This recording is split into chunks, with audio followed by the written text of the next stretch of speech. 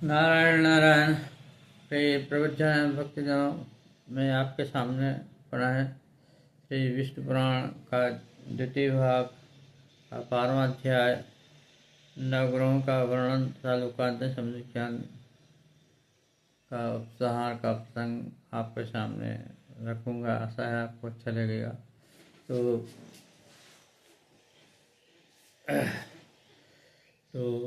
अच्छा लगे तो अवश्य लाइक कीजिएगा, कमेंट कीजिएगा।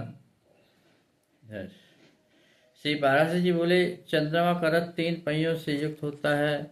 उसके वाम तथा दक्षिण कुंड कुसुम के समान श्वेत वर्ण 10 घोड़े जुते हुए हैं।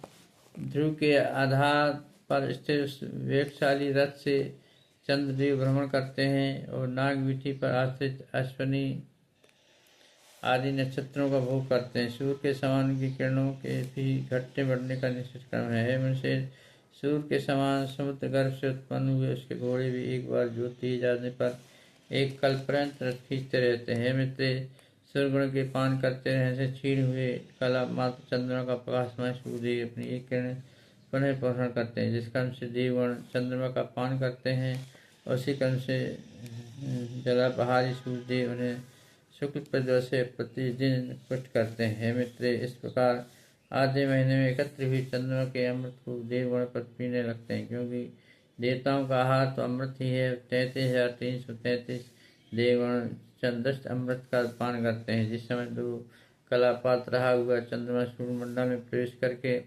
उसकी अमा नमक किरण में रहता है, वह तिथि अमावस्या कहलाती है। उस दिन रात्रि में वह पहले तो जल में प्रवेश करता है, फिर वृक्ष लता आदि में निवास करता है और तदंतर क्रम से सूर्य को चला जाता है। वृक्ष और लता आदि में चंद्रमा की स्थिति के समय उन्हें काटता है अथवा का एक पत्ता भी तोड़ता है, ब्रह्महत्या का पाप लगता है। केवल 15वीं कला रूप हथकंचित भाग के बचे रहने पर उसे क्षीण चंद्रमा को पितृगण अधिकतर काल में चारों ओर से घेर लेते हैं। मुनि उस समय और दी कलाकार चंद्रमा की बची हुई अमृत में एक कला का पितृगण पान करते हैं।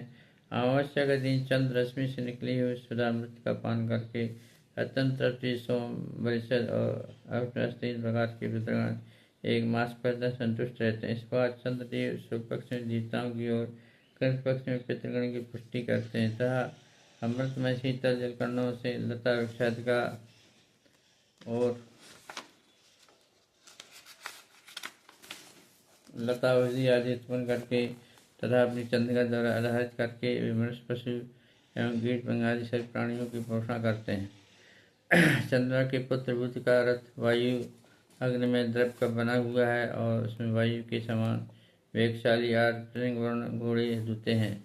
वरज अनुपास उपासंग और पताका आधार पृथ्वी से उत्पन्न हुए घोड़ों के सहित शुक्र का रथ भी अति महान तथा मंगल का अतिशोभान सर्व महान रथ भी अग्नि से उत्पन्न हुए पद्मराग मणि के समान 8 घोड़ों से युक्त है, जो 8 पांडु घोड़ों से युक्त श्रवणों का रथ है। उसमें वर्ष के अंत में प्रत्येक राशि में बृहस्पति विराजमान होते हैं। आकाश से उत्पन्न हुए विचित्र वर्ण घोड़ से युक्त रथ में आरूढ़ होकर मंदगामी से धीरे धीरे चलते हैं। तदंतर राहु का रथ दूसरे मिटाले वर्ण का है। उसमें ब्राह्मण के समान कृष्ण वर्ण के 8 घोड़े जुटे हुए हैं। मित्र, एक बार जोत दिए जाने पर वे घोड़े निरंतर चलते रहते हैं। चंद्र पर्व पर यह राहु सूर्य से निकलकर चंद्रमा के पास आता है तथा सूर्य पर्वों में चंद्रमा से निकलकर सूर्य के निकट आता जाता है। इसी प्रकार केत के रथ के वायु वेगशाली 8 घोड़े धुएं की सी आभा वाले तथा लाख के समान लाल रंग के हैं। हे महाभाग, तुमसे यह 9 ग्रहों के रथों का वर्णन किया है। ऐसे वायुमयी डोरी से ध्रुव के साथ बंधे हुए हैं। हे मित्र, समुद्र ग्रह नक्षत्र और तारामंडल वायुमयी रज्जु से ध्रुव के साथ बंधे हुए यथोचित प्रकार से घूमते रहते हैं। जितने तारागण हैं उतनी वायुमयी डोरियाँ हैं, उनमें बनकर वे सब स्वयं घूमते हैं तथा ध्रुव को घुमाते रहते हैं। जिस बार तेली लोग स्वयं घूमते हैं, कोयलू को घुमाते रहते हैं, उसी प्रकार समस्त ग्रहगण वायु से बनकर घूमते रहते हैं, क्योंकि इस वायु शक्ति से प्रेरित होकर समस्त ग्रहगण हालात तक चक्रवर्ती समान घूमा करते हैं, इसलिए प्रवाह कहलाते हैं। जिस शिशु मार्ग चक्र का पहले वर्णन कर चुके हैं, तथा जहाँ ध्रुव स्थित है मनुष्य, अब तुम उसकी स्थिति का वर्णन सुनो। रात्रि के समय उसका दर्शन करने से मनुष्य दिन में जो कुछ पाप कर्म करता है उससे मुक्त हो जाता है। आकाश मंडल में जितने तारे इसके आश्रित हैं उतने अधिक वर्ष वह जीवित रहता है।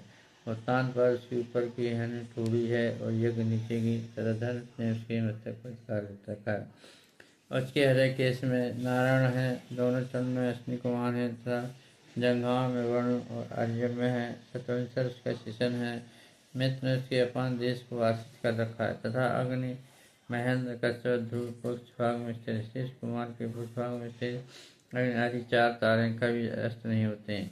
इसके बाद मैंने तुमसे पृथ्वी ग्रहगण द्वीप समुद्र पर्वत वर्ष और नदियों का तथा जो जो उनसे बसते हैं उनसे भी के स्वरूप का वर्णन कर दिया है। अब इस में फिर सुनो। हे विप्र, भगवान विष्णु का जो मूर्त रूप जल है, अक्षय पर्वत और समुद्र आदि के सहित कमल के समान आकार वाली पृथ्वी उत्पन्न हुई। हे विप्र, तारगण त्रिभुवन वन पर्वत साय नदियाँ समुद्र सभी भगवान विष्णु ही हैं तथा और भी जो कुछ है अथवा नहीं वह सब भी एकमात्र ही है, क्योंकि भगवान विष्णु ज्ञान स्वरूप है, इसलिए भी सर्वमय है, परिचित पदार्थाकार नहीं। अतः इन पर्वत समुद्र पृथ्वी आदि भेदों को तुम एकमात्र विज्ञान का ही विलास जानो। जिस समय जीव अज्ञान के द्वारा रहित होकर संपूर्ण कर्मों का क्षय हो जाने से अपने शुद्ध स्वरूप में स्थिर हो जाता है, उस समय आत्म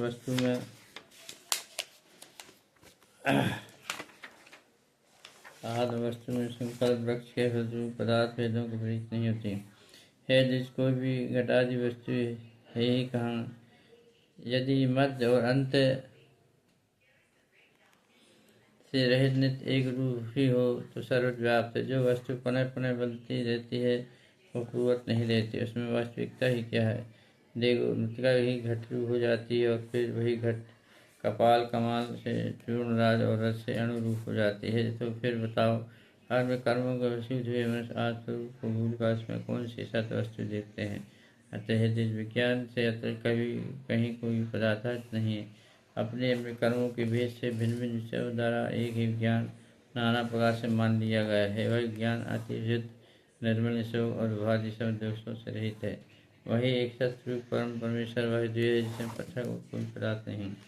इस बार मैंने तुमसे परमात्मा का वर्णन किया है, केवल एक ज्ञान ही सत्य है, इसमें विभिन्न सब असत्य है। इसके अधिक जो केवल व्यवहार मात्र है उसके विभिन्न के विषय में भी मैंने तुमसे कह चुका हूँ। इस ज्ञान मार्ग के अतिरिक्त कर्म मार्ग संबंधी यज्ञ पशुभाई श्रवण तथा स्वर्ग में कामना आदि का भी निर्देशन करा दिया। फूलकारी के संपूर्ण भोग इन कर्म के फल है। यह वह जो मैंने तुमसे सेवन कर लोगों का वर्णन किया है, उन्हें इसमें जीव कर्म घुमा करता है। ऐसे जानकर इसमें व्यक्त हो मनुष्य को वही करना चाहिए जिससे जो अचल एवं सदा एक भगवान जी को इस बार से के दूसरे का अध्याय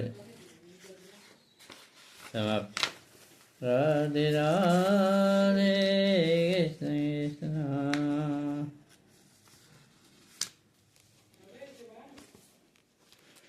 कृष्ण राधे नारायणं भज विमन्नारायणं